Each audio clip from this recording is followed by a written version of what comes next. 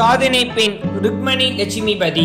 ருக்மணி லட்சுமிபதி இந்திய மாதர் சங்கத்தின் உறுப்பினர் ஆவார்.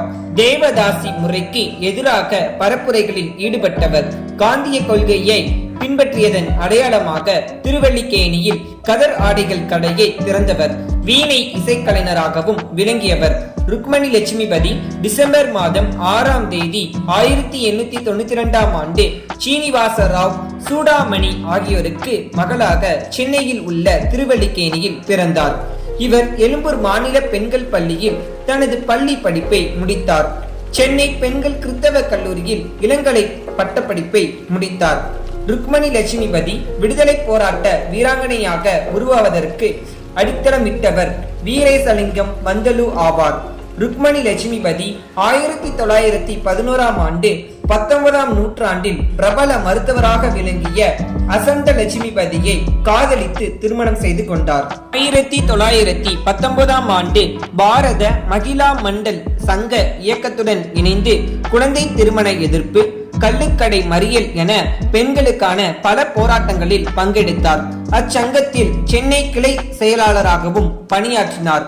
1923ஆம் ஆண்டு இந்திய காங்கிரஸ் இயக்கத்தில் இணைந்தார். அக்கட்சியின் மகளிர் காங்கிரஸ் செயலாளராகவும் பொறுப்பு வகித்தார். சென்னை மாநகராட்சியின் உறுப்பினராகவும் செயல்பட்டார். 1926ஆம் ஆண்டில் பாரிஸ் நகரில் நடைபெற்ற 10வது சர்வதேச பெண்கள் வாக்குரிமை பேராயத்தில் இந்திய பிரதிநிதியாக கலந்து கொண்டார் ருக்மணி. 1929ஆம் ஆண்டு சைமன் கமிஷன் எதிர்ப்பு போராட்டத்தில் தன்னை இணைத்துக் கொண்டார்.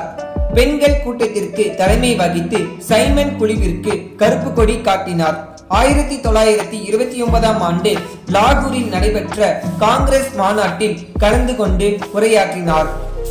1930ஆம் ஆண்டு வேதாரண்யத்தில் ராஜாஜி தலைமையில் நடந்த உப்பு சத்தியாகிரகத்தில் பங்கு பெற்று ஓராண்டு சிறை தண்டனை பெற்றார். இதன் மூலம் உப்பு சத்தியாகிரகம் போராட்டத்தில் கலந்து கொண்டதற்காக மெட்ராஸ் மாகாணத்தில் சிறை தண்டனை பெற்ற முதல் பெண்மணியாக விளங்கினார். 1931ஆம் ஆண்டு நேருவின் வேண்டுகோளுக்கு இணங்க ருக்மணி லட்சுமிபதி தமிழகத்தில் வானர படை என்று அழைக்கப்பட்ட சிறுவர்களுக்கான தேசபக்த அமைப்பை சென்னை திருவல்லிக்கேணியில் நிறுவினார். சென்னையில் நடைபெற்ற அந்நிய துணி மறுப்பு போராட்டத்தில் கலந்து கொண்டதால் கைது செய்யப்பட்டு வேலூர் சிறையில் அடைக்கப்பட்டு ஓராண்டுக்கு பின் விடுதலை செய்யப்பட்டார். 1933ஆம் ஆண்டு சென்னைக்கு வருகை புரிந்த காந்திஜியை நேரில் சந்தித்தார்.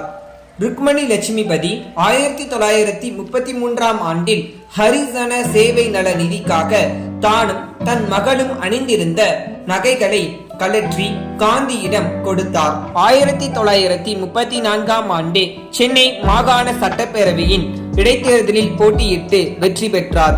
1937ஆம் ஆண்டு நடைபெற்ற சென்னை மாகாண சட்டப்பேரவை தேர்தலில் வெற்றி பெற்று சட்டப்பேரவையின் துணை சபாநாயகராக தேர்வு செய்யப்பட்டார். 1938ஆம் ஆண்டு ஜப்பானுக்கு சென்ற அமைதி குழுவில் ருக்மணி லட்சுமிபதியும் இடம்பெற்றிருந்தார்.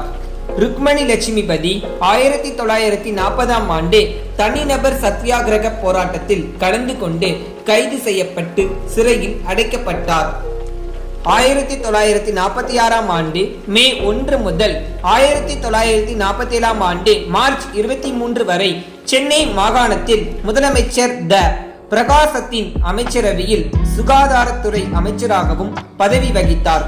இதன் மூலம் தமிழகத்தில் அமைச்சர் பதவி வகித்த முதல் பெண் மற்றும் சுதந்திரத்துக்கு முன்பு அமைச்சர் பதவி வகித்த ஒரே பெண் என்ற பெருமையையும் பெற்றார். கொசுவை ஒழிக்கும் திட்டமான மலேரியா ஒழிப்பு இயக்கம் என்பதை இந்தியாவில் முதலில் ருக்மணி லட்சுமிபதி தான் தொடங்கி வைத்தார்.